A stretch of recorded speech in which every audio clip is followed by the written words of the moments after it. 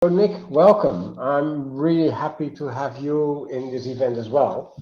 As I said in my introduction, so it is about AI and learning, and that's also why you're one of our keynotes because that's what you talk about and that's what you write about. And that writing is a big part of the reason that I wanted to have you on. So you wrote the book How People Learn, and I just want to give to read a very small piece of that because that's sort of when I read that, it was sort of like, oh, wait a minute, I have to rethink this. So what you wrote is the central premise of the book is the foundation for understanding, learning, and cognition is a radical rejection of thousands of years worth of Western intelligence tradition, and that is that you don't think. You have no thoughts. What you call thinking is feeling. Thoughts are just fancy feelings. And for me, when I read that, it was wait a minute, I am thinking. So, and that is what I really like about how you look at things. So, you sort of challenge things, look at it in a different perspective. You look at how the brain works and how people think in a different way. With that, you look at how people learn in a different way, and you look at how AI works and influence learning in a different way. So that is really interesting because that sort of opens up the mind for basically to see new things. So that was my main reason why I wanted to have you in this event. So I'm really happy that we were able to get you on. So I'm handing over to you, so maybe you can give us your own personal introduction and then take it from there. I can. That's the best introduction I've ever had. Usually people just read my LinkedIn description, and it's always odd hearing people read the description you've given yourself back to you. The reason that's the best introduction is because that's the core of the book, really. The central idea is that thinking is just fancy feeling, or to put it bluntly, you don't think. It's going to take people a while to figure that out, but neuroscience is converging now on that conclusion. Hundreds of years ago, we thought people had souls and bodies, and the smartest people on the planet constantly agonized over how the soul and the body interacted. And then we realized that we just kind of made it up, and the soul is just really a kind of a function of the body, really. It can be reduced to that. And the same is true with thinking and feeling. We created this weird kind of reason and emotion divide. But as soon as you look at animals, of course, it falls apart. Why is that relevant to AI? Well, you might join a call like this and think, why on earth would I listen to some learning bod talking about AI when I can go on TikTok and hear, Sam Altman or whatever, or Elon Musk talking about it? I would be hugely skeptical of the tech bros, because generally the flaw in their thinking is that they don't understand human intelligence. So they make these hyperbolic statements about AI, which is so wide of the mark because they have no idea how human intelligence works. And as a consequence, they'll talk about general intelligence or artificial general intelligence in ways which is just very misleading. But let's get into it, because for anybody listening to this, I love the fact that you're using chat. I like to monitor chat as I talk. I'm quite provocative, as you probably picked up already. I'm going to go quite fast because you're all smart people, but challenge me and pop questions in, and I'll keep an eye on those as we go. So, Molly, can you do the honors and get the I've got some illustrations of what I'm describing. Get the slides working. Fantastic. So, Microsoft Teams is built for it's fine. It's a quick one. Yeah, there we go. That's me. Thank you. That's me doing my best to look like a thought leader, which is what you do when you've given up on being an Instagram influencer, I've discovered. But look, I'm going to talk about very quickly learning AI and then learning an AI. That's because learning and AI exists at the intersection of two things which are very poorly understood: learning and AI. And so I need to talk a little bit about both of them before I can talk meaningfully about how they combine. But first, a question. Use your chat boxes if you can. What do you remember from school? By school, I remember your teenage years, sort of 13, 14, 15, 16, 17. What do you remember from school? So I'd love to see in the chat, what do you remember? What sticks out in your minds? I've got a guess. Oh, being cold and hungry, love that. Roman Empire, Roman Empire. Yes. How often do you think about the Roman Empire? The playground, homework, playing football. Some teachers, which teachers though? Iron brew bars. Oh, how could you forget that? Yeah. Hi from Germany. Blazers. School uniforms comes up a lot. Milk bottles. Yeah. Yes. Friends. The one time a teacher was an idiot. Maths teacher, lame lunch. The feeling of being with my friends, actually a lot. Maths teacher, teachers, music teachers, poor teaching, good teaching generally, poor teaching get remembered, inspirational teachers and bullying teachers. A hatred of maths, pimped lockers, love it, yes. Rules, bells, loves of math, love of reading, chewing gum at the table, yeah. Algebra, memorization, Shakespeare, exams, yeah. The canteen, chemistry teacher. It's really interesting. This is a really good collection. It's probably one of the best collection of responses. The majority of things, food gets remembered a lot, friends get remembered a lot, relationships, teachers, either terrifying teachers, events, practical things you had to do, gets remembered a lot. I love chewing gum under the desks. What do all these things have in common? Can you guess? I was a teacher. That was my first job as a psychology lecturer. All of these things elicit some kind of an emotion. It can be something quite small. Actually, if you absolutely love algebra, it can be algebra. But they all have one thing in common, which is they're things that create a reaction in you. So, you know, if something catches on fire in a classroom, you will remember that. You know, if somebody's particularly mean to you, you will remember that. If school lunches are horrible, if you're cold on the rugby pitch, you remember that. Very little of the content sticks. So, another question, what is your one word?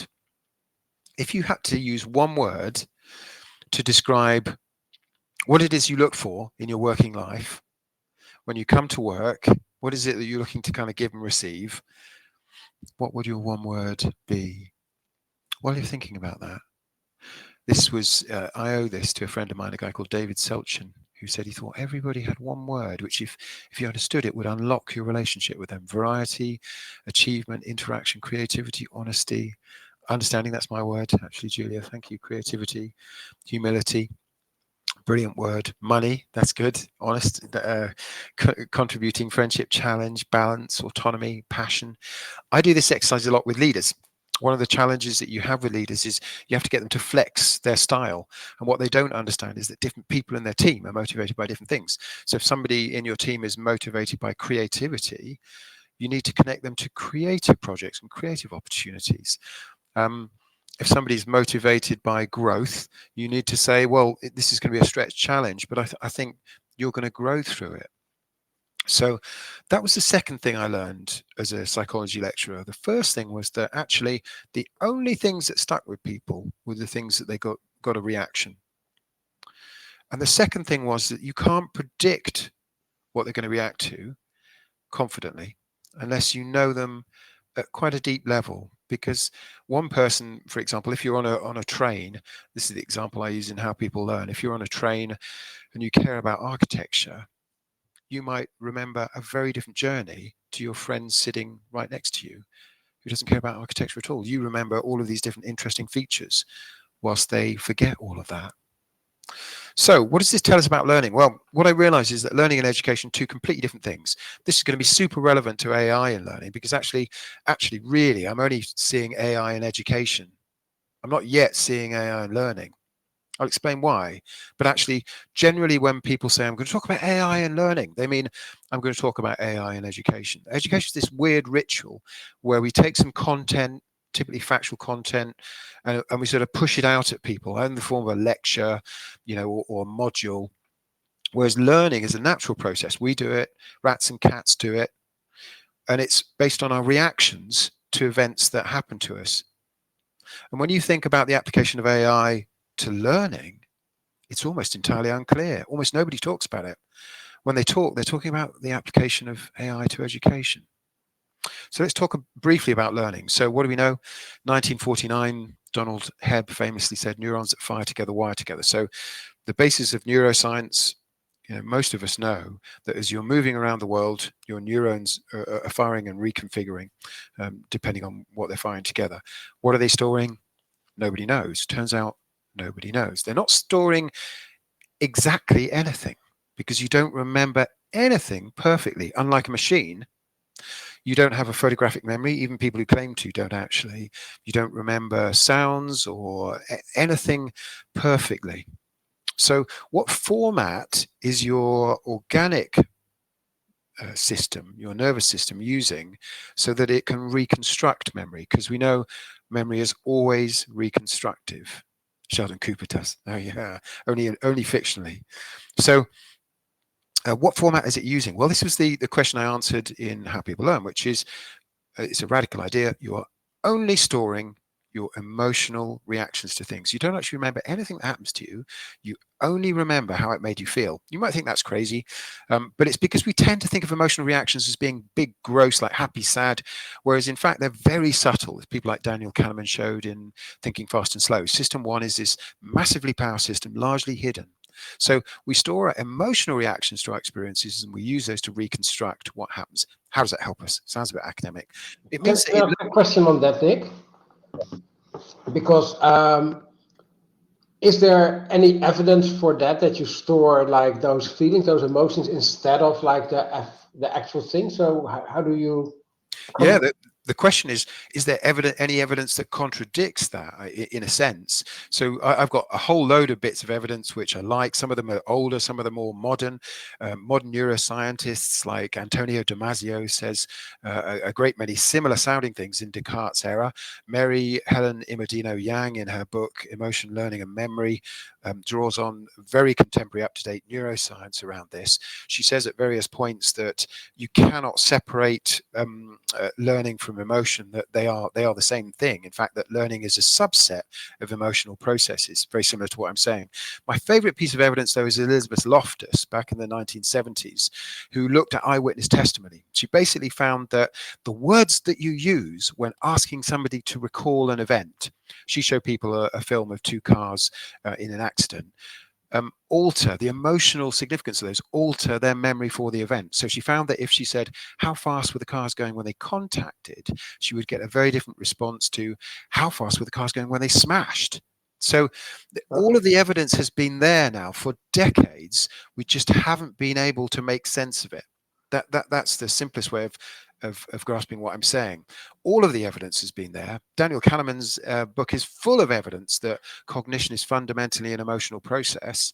We just haven't been able to line it up into, a kind of an overall general theory. So that's my answer. But happy to return to that. So yes, this gives us two things that we can do in learning. Either people don't care about something. And a lot of us who work in the industry frequently encounter those situations because a lot of what we do is compliance. And there we find that people don't care sufficiently about safety, let's say, or GDPR, or information security in other forms, or diversity and inclusion. And there we sort of intuitively know that we've got to have some kind of emotional impact if you want to change people's behavior. We can't just throw more documentation at them. But the other situation that we encounter is where we know that people care deeply. For example, I find that new starters desperately want to fit in. When we did this kind of work at BP, the most popular thing that we ever created for new starters was a checklist. Thousands, hundreds of thousands of people downloaded it. Why? Well, because it's the same reason you use Google. When you've got a problem, when you care about something, you will pull the information. So we're always doing one of those two things. We're either creating experiences that change how people feel about something, or we're creating resources that people can draw on because they already care about something. So we always work on this push-pull spectrum. Either that we want people to care. That might be mathematics, physics, economics, might be, say, GDPR. Or we know that people already care, might be fitting in. This is why, by the way, TikTok is so popular, because it feeds people the stuff that they care about. You could follow people who are experts on algebra on TikTok if you wanted. I follow lots of the world experts on AI on TikTok. You pull the stuff that you care about. If you just care about people dancing, you can see lots of that content. But we pull what matters to us. So this is sort of intuitively being grasped by people for a long time. I want you to be extremely quiet, because it's... Yeah, this is Professor Lewin trying to get people to care about physics, in particular the swing of a pendulum and conservation of momentum. Have a look at how he does it. No joke. If I don't succeed in giving it zero speed, then this will be my last lecture. I will close my eyes. I don't want to see this. So please be very quiet. I almost didn't sleep all night. 3, 2, 1, 0.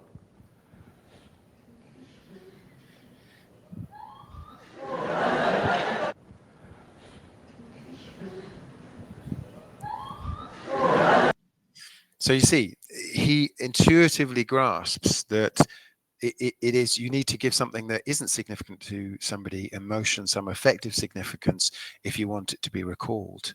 That video, I think, was watched sort of millions of times. And many of us who've been involved in teaching in one form or another kind of get that. You may not be convinced. You know, it's a radical idea. Of course, you shouldn't be convinced. You should challenge. Let me take another tack. How would you do these things?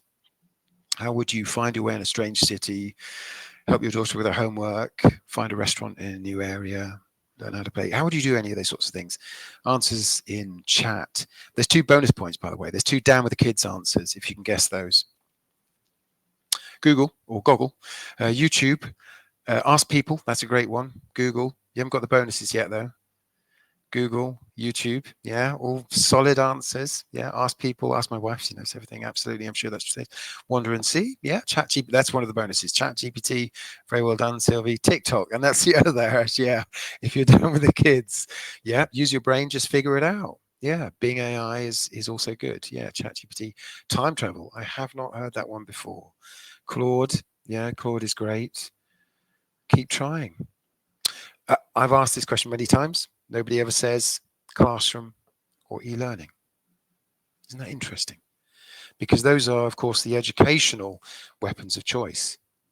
But in real life, we're learning. We're not doing education. In real life, challenges and curiosity drive our development. Experiences which challenge us. The washing machine is broken down. So you Google it, how do I fix it? Or you find a YouTube video. You draw on a resource. So I wanted to illustrate this point because sometimes people don't quite grasp what I'm saying by challenges. And so I'm going to need a volunteer. And sadly, since it's just the 2 of you, Casper and Molly, this is a real experience that we created to drive learning for graduates starting at Deloitte. I was Chief Learning Officer at Deloitte. That was a kind of last big role.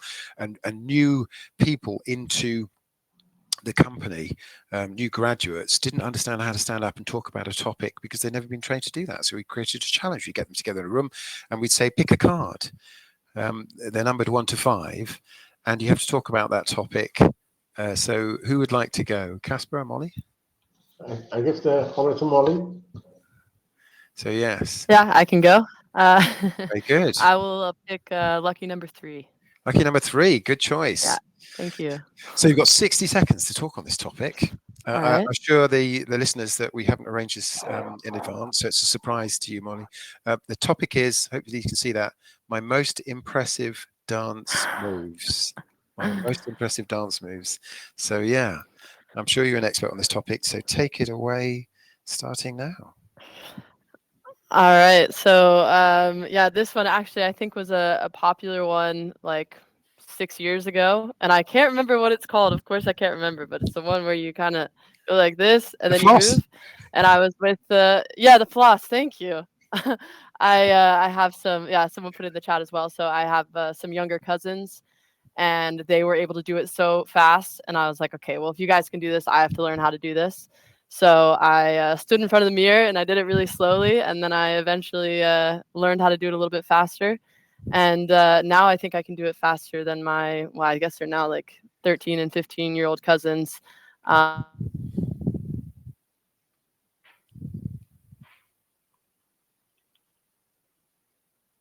no. I'm afraid Molly got. Yeah.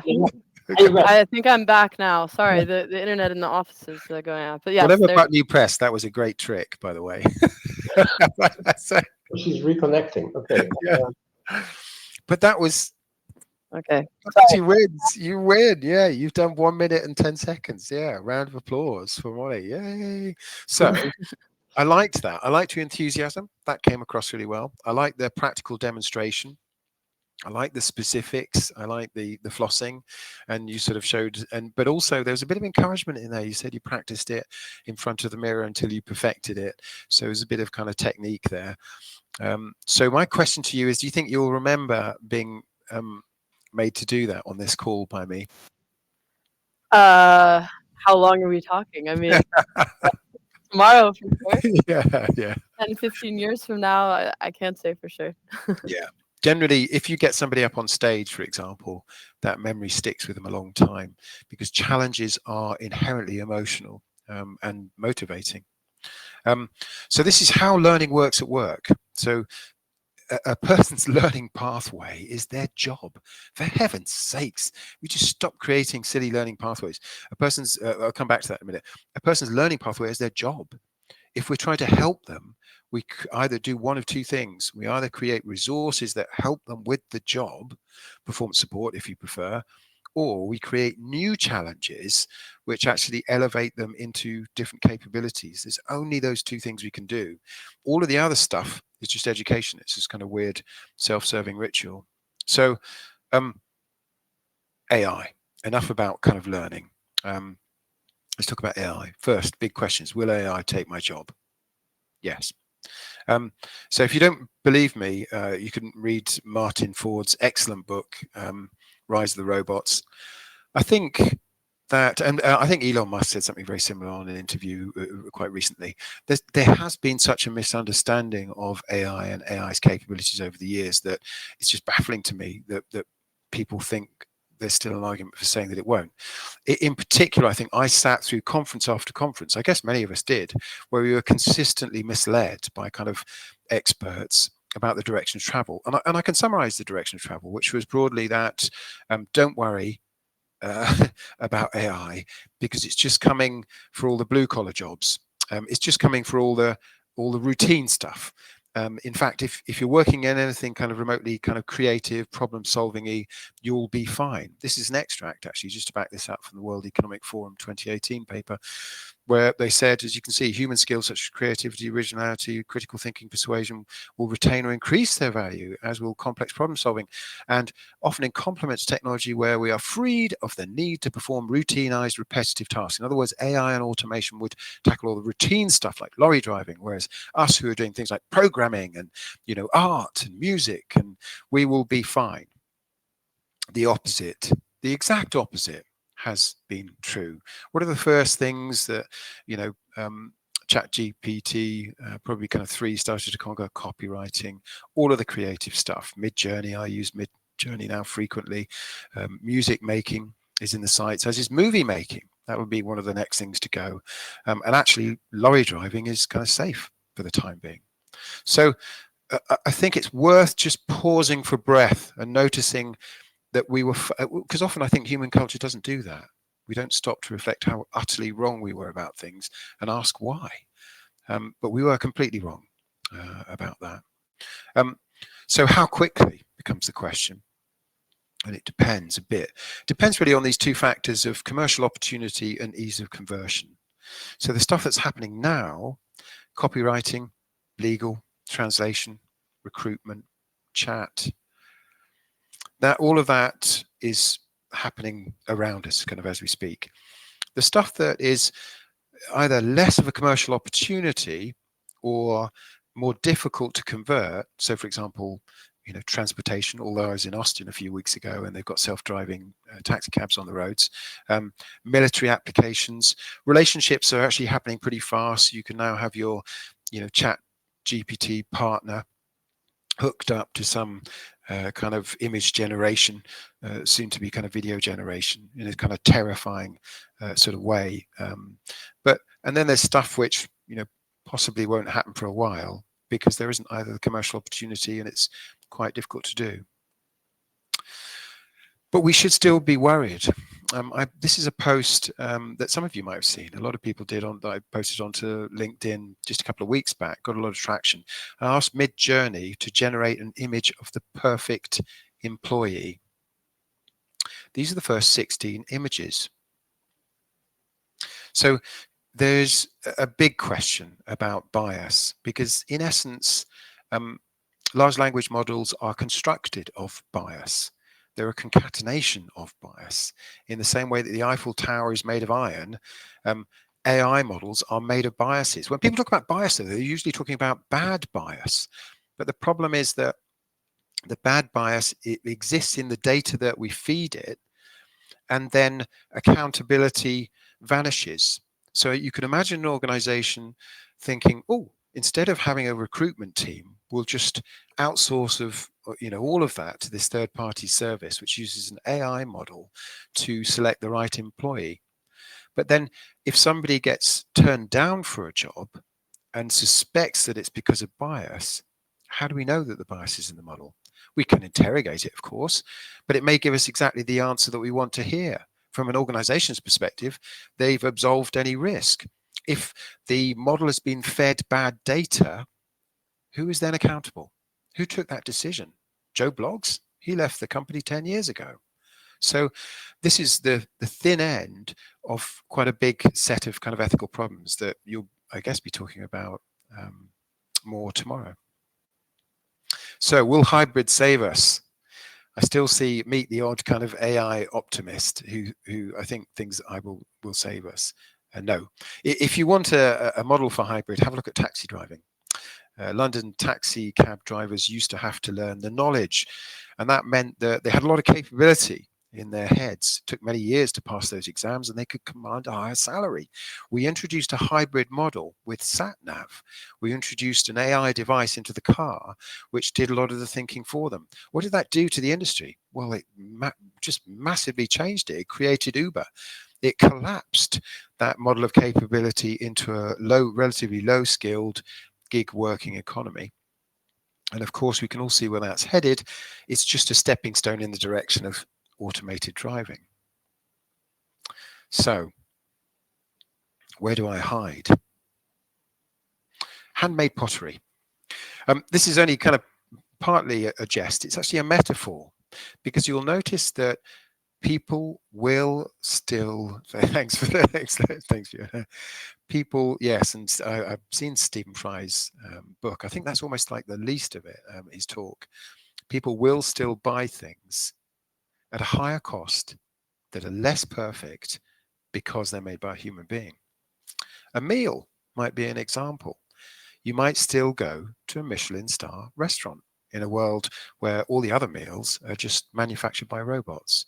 You might still buy handmade pottery. You might still sit with a human coach or therapist when you can download an AI coach or an AI therapist for $5.99.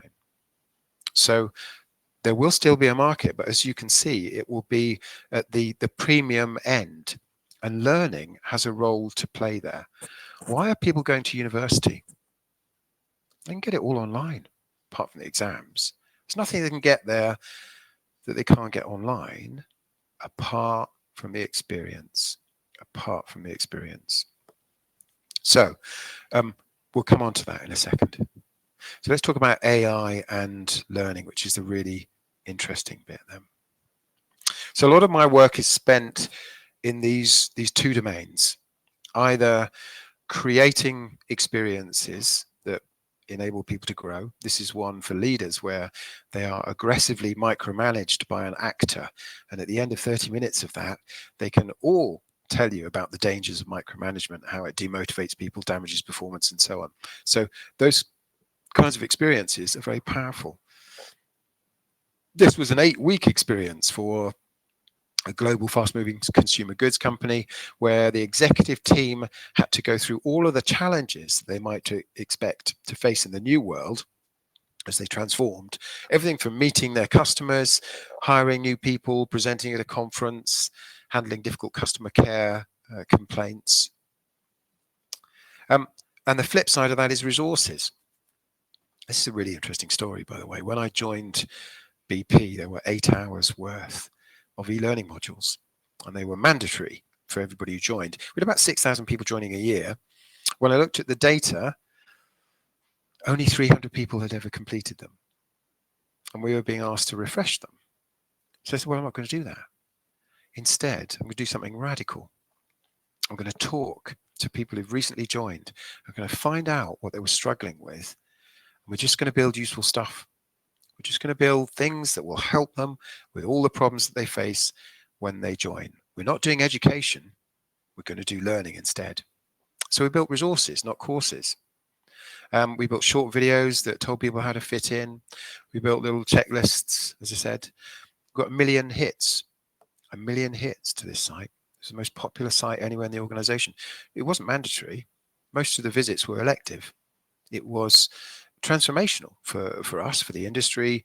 People started to come to us and say, wow, we would like to do that as well. We've seen a lot of organizations kind of pick this up as an approach as a consequence. And that took my career in a new direction into consulting. We worked with big banks to create stuff that leaders could access on a mobile device to immediately tell them, as soon as they became a leader, the answer to the sorts of questions they had. Pull, in other words, just rely on pull. You don't need to build courses. If somebody really cares about how they show up, how to do a performance review, how to submit their expenses, just give them the resources they need. Just give them the checklist and the guidance. Stop doing education.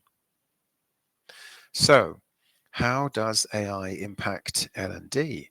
I see quite a lot of videos like this that people, pass around, and they become a bit of a talking point. Just bear Let's have a with look me at this for a one. second. It's not going to make sense yet, but what I'm about to show you is crazy. The clip you're about to see, I never filmed it at all. It does not exist in real life.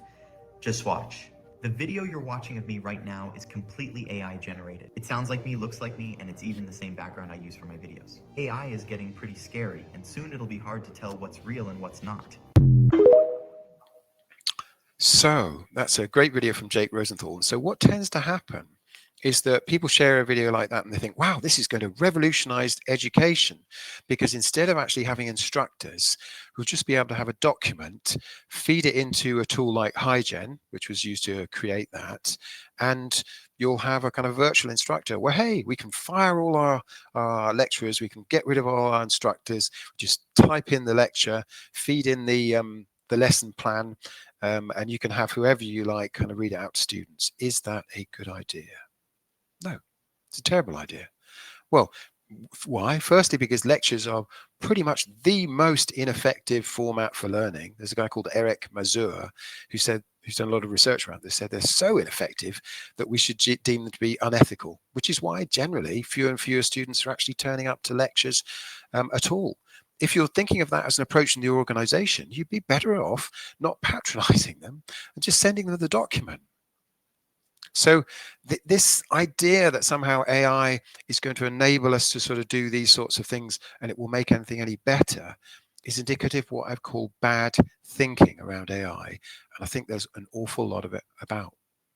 So the bad AI thinking tends to be thinking about how we can use AI to educate people. So in essence, it always takes the same form. It says, oh, look, we could take all of this content, all of these different documents, and dump it into either a virtual instructor like the one you've just seen, or we could auto create all these modules.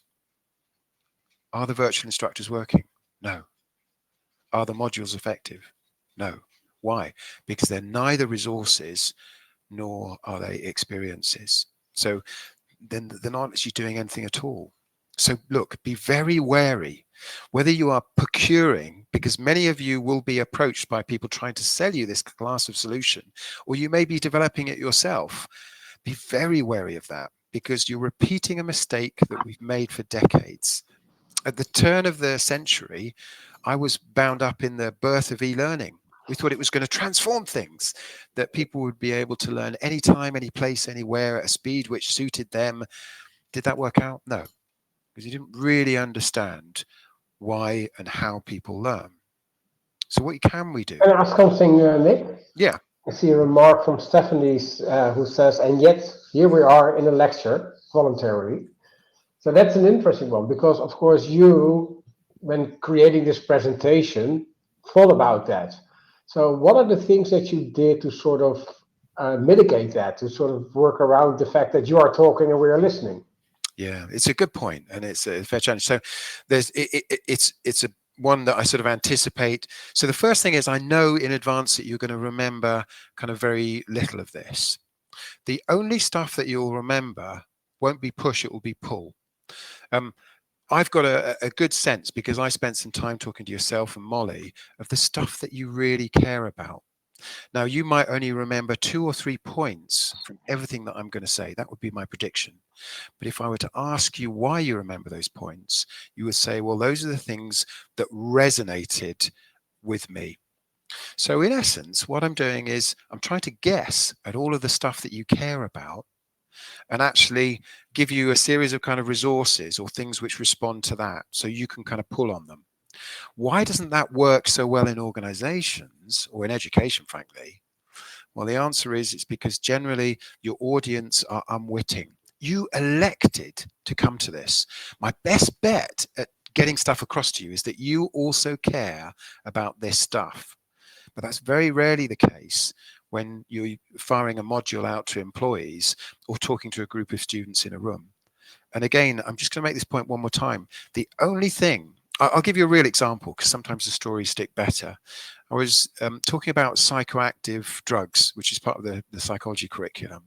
And it's actually a very boring topic. Talking about depressants and stimulants and so on. It was a hot summer's day. And I remember people looking at the faces of people dozing. But then one girl, who was usually very quiet, had lots of questions. She wanted to know what would happen if, for example, you mixed this drug with that drug. What would happen if you took too much of this particular drug, hypothetically speaking? And all of a sudden I realized that the only reason that she was absorbing this information is she was pulling it because it was directly relevant to the challenges that she faced. So I've taken a guess at some of the challenges that you face, and I'm responding hopefully directly, so that you're really kind of pulling information from me. Actually, try to work around it a bit. Yeah. By the way, your story resonates with me because initially I was a teacher, and when I was schooled to become that, you have to do your internships, Yeah. and you teach kids who are. So I was doing social studies and economy. So when you're 16 or 14, you're not interested in that, not at all. Yeah. So I learned while I was being taught to become a teacher that that is not the way forward. So actually, when I started teaching, I was teaching unemployed people who got a 6 months training on accountancy with computers in 1985. But if they achieved the certificate at the end, they had a job guarantee. Yeah. So that was really different. So and I never taught in schools because of that. So that sort of resonates indeed with your story as well.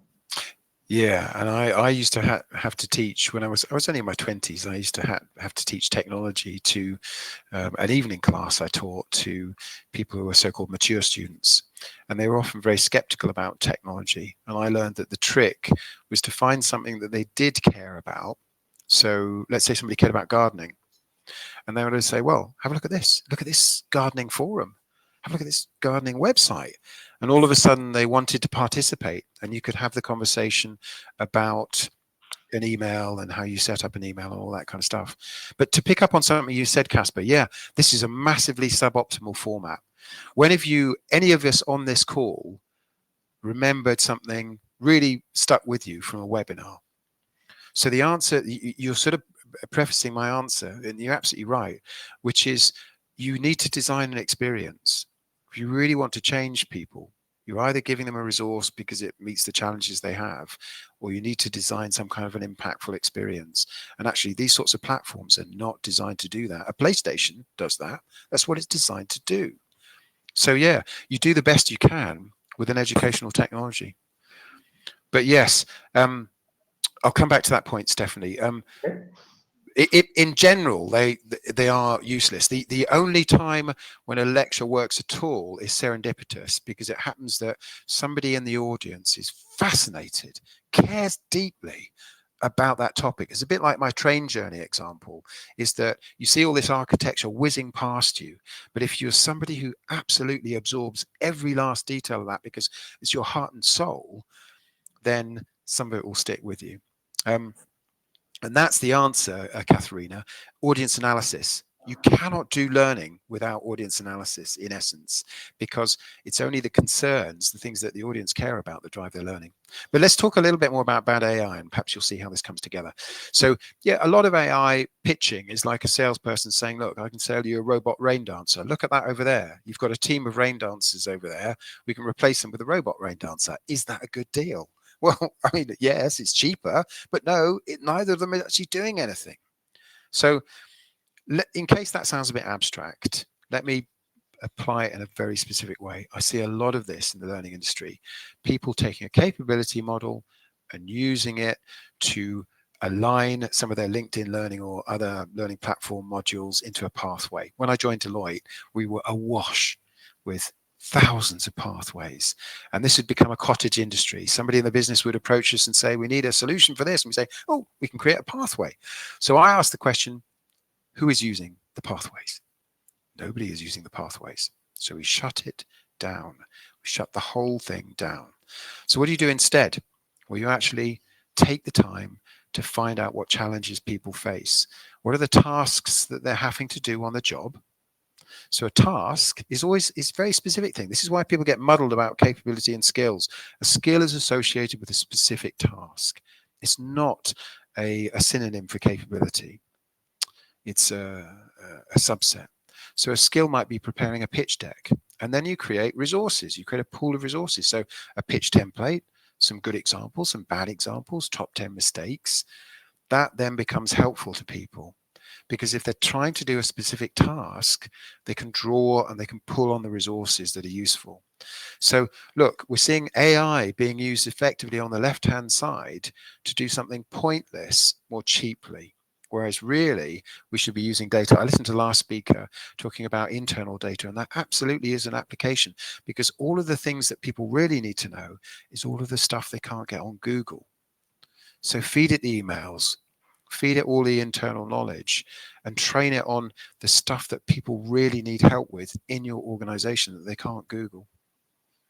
So look, just summarize. Good AI thinking is, could you use AI to create experiences? It's not really clear that you could. You just kind of pause. It's so obvious how you can use AI to replace education, but it's not at all obvious how you can use AI to tackle learning. How do you use AI to create experiences? Well, you could have an AI thing that pops you challenges regularly, you know, go for a one mile run or something, or you could hook AI up to VR potentially in the future. That would start to get interesting, but we're still a long way off doing that. How does AI replace Disneyland? It's another way to kind of frame that question. But what you can do, the obvious opportunity for AI is in resources, the performance support space. You can use AI very effectively to help people with the problems they face. So I want to show you actually how this looks. This is a prototype we created, I don't know, it might be 7 years ago, predated ChatGPT. Somebody in my team, Nadia Parkinson, who did this work for me. But if Molly, you can help, it would be good. This is a prototype we built just to show how you could use. Yeah.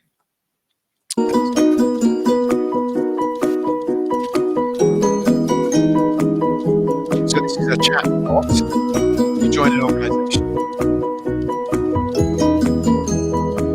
and it just reaches out to you. How can I help you?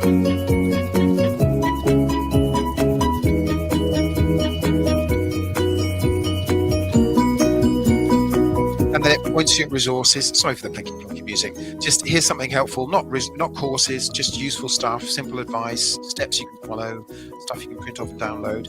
It gets to know you, can learn about your profile, and it just corresponds whenever you need it about the stuff that you need.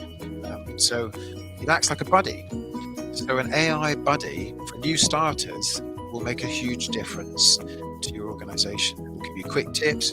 It'll monitor how you're doing. It'll check in with you. All of the things that an LMS does tremendously poorly, frankly. So there's a huge opportunity. And I know this because I spend a lot of time with new starters. The single biggest difference to new starters is having somebody to help them and to do hand-holding. Forget all of the courses that you have. It's actually just having some support. When people join an organization, that makes a difference to performance, engagement, retention of staff. And it's very difficult to staff that manually. You can set up a buddy system and that will make a difference, but it's always a little bit hit and miss. But an AI companion can make it so much easier for people to join organizations and just get stuff done. So there is a real opportunity. I think that's it. So I wanted to finish with a quick challenge. And so what I'd like you to do is, because the challenge is memorable, right? I'd like you to grab a piece of paper. I've got one lying around here somewhere. Oh, there we are. And I'd like you to draw a portrait of somebody that you can see. Sadly, that's just the three of us. So it's either Molly or me or Casper, but you've got 2 minutes to draw a portrait of somebody else. I'm going to draw one. Casper, I can't see you drawing there.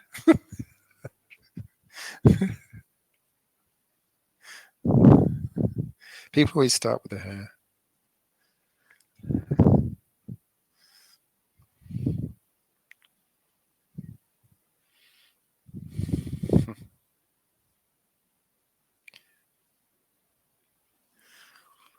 There we go.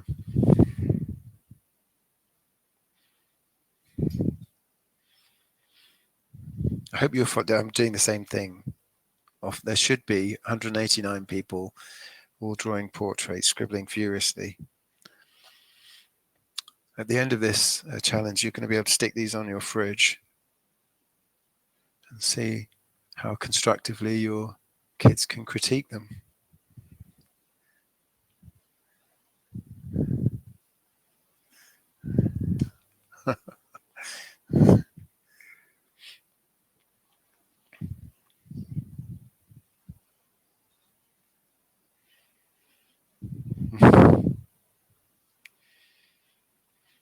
Yeah, almost up.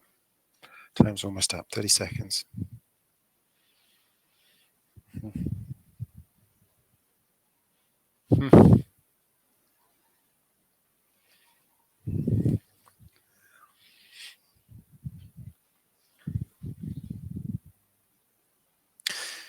Very good. Very good. Time's up.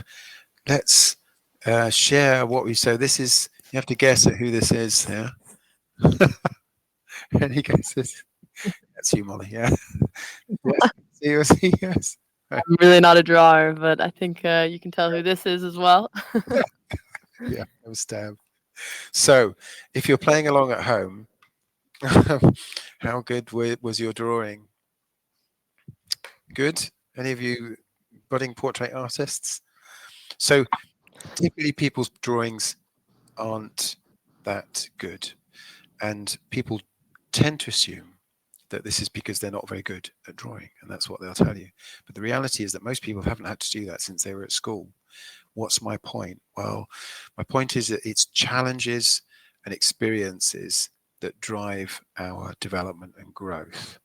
If you think all the way back to the beginning of this conversation about what was it that kind of changed you, what do you remember from school, it's typically the things that you react to, the moving things, the challenging things, the experiences which impacted you. And it's entirely unclear how AI is going to provide those. It's much clearer how AI can summarize a bunch of content and chuck it at you, but the internet has been doing that for some time, and we're not geniuses yet. So learning is a very different process. This thing, by the way, is called growth mindset. For those of you, many of you will be familiar with it.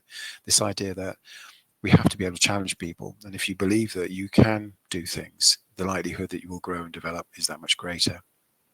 So look, I'm just going to summarize, because I think it's really, I hope it's really helpful to be quite blunt about this. So if you're looking at AI and learning, you have got two good options. I guess one is to hide if you're a learning professional, because I know a lot of us are kind of worried about, well, what are we going to do? Start designing, being an experienced designer, design challenging experiences. If I look at a program now, and I've seen many in my career, and there's no challenge in it, then no learning is happening. It's pretty much as simple as that, because that area of activity will be consumed very slowly by AI. I'm still running programs, designing programs for leaders where they get together and they do things and we role play and we simulate things. And it's not at all clear that AI is going to tackle that. It's not even clear that those leaders want to put VR headsets on. I've got loads in my house, but frankly, most senior leaders don't. That's a place to go.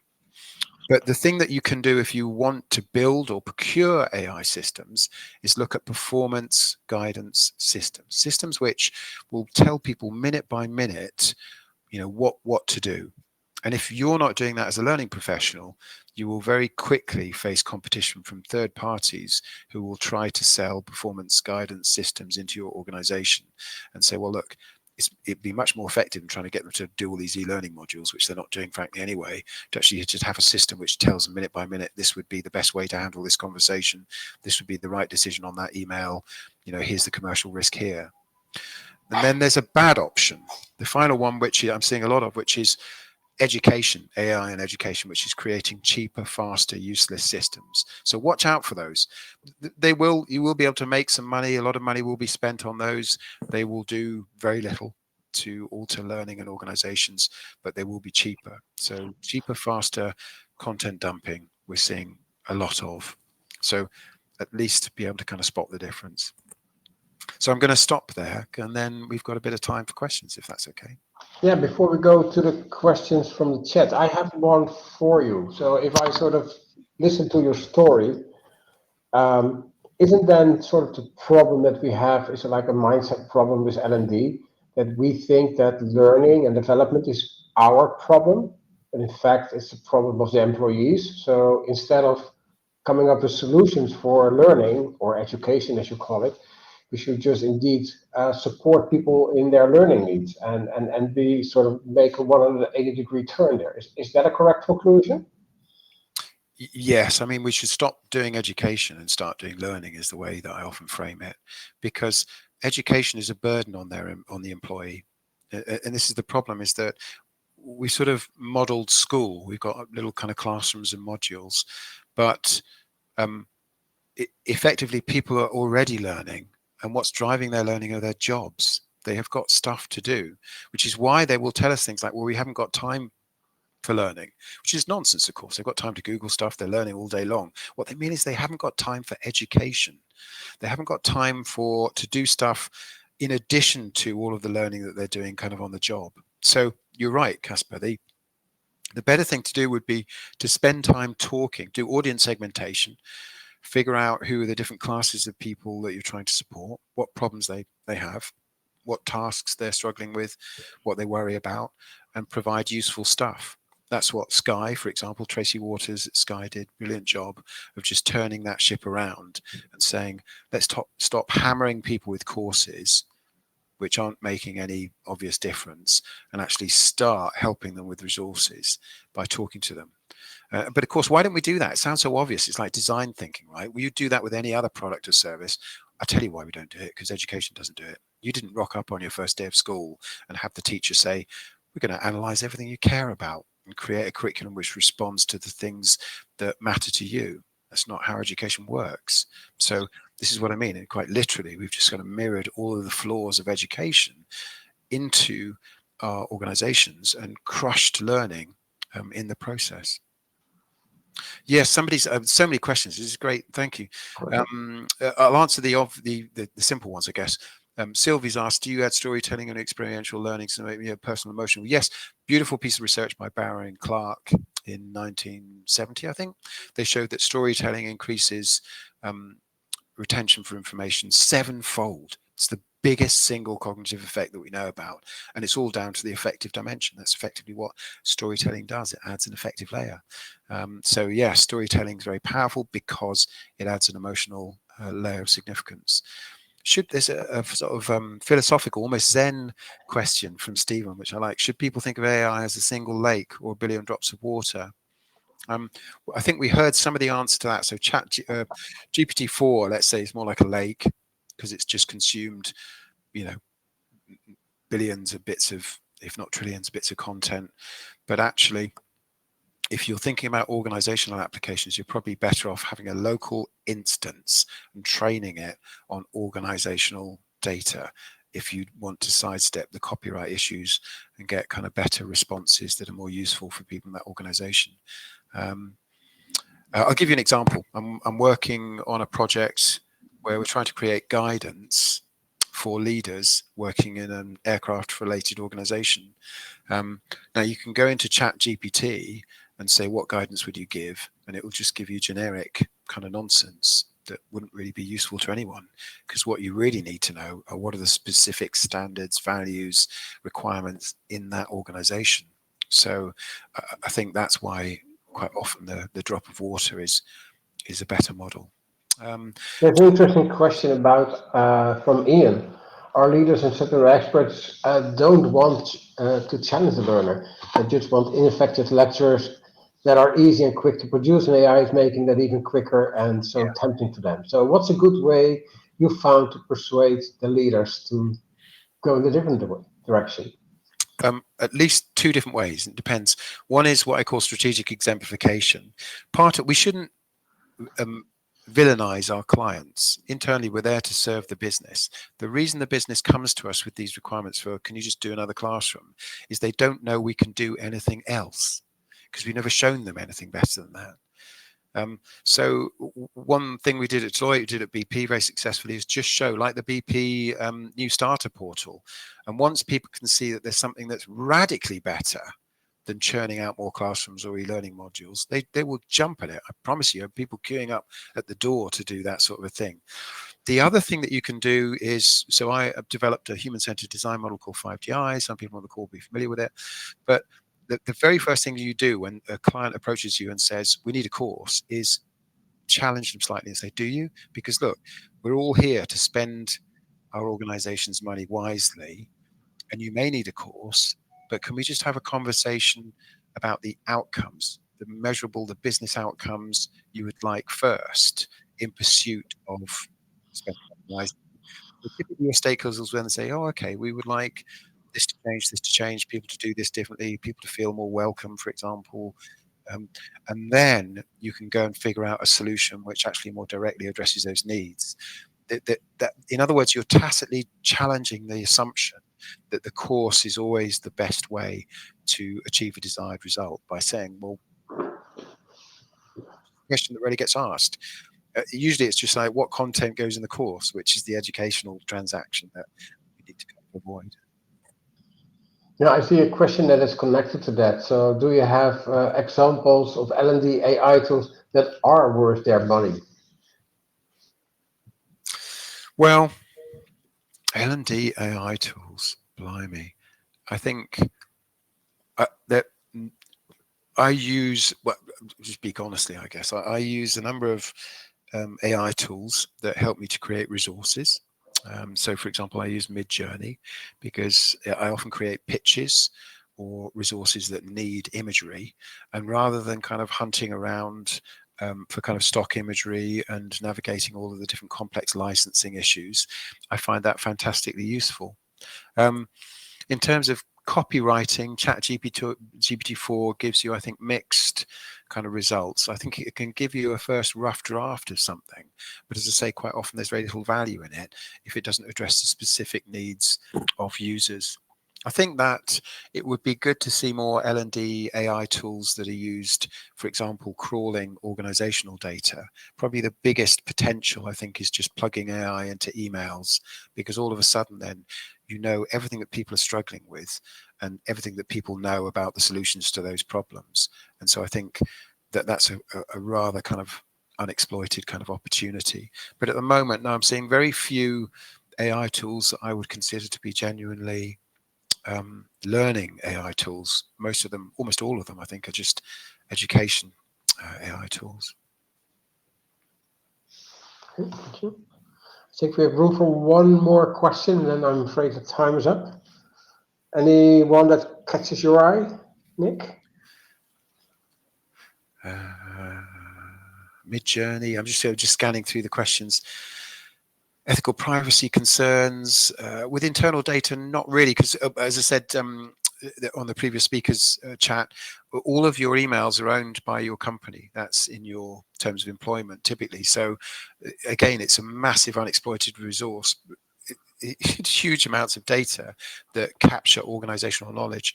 The biggest problem that one of the biggest problems you've got, very briefly, is that you might think that you feed standard operating procedures into AI, and AI can then tell people how to do things or do them. That's not true, because the culture of an organization lies beneath that. A lot of it's tacit knowledge. Where is that to be found? Well, actually, emails are probably the best source that you've got.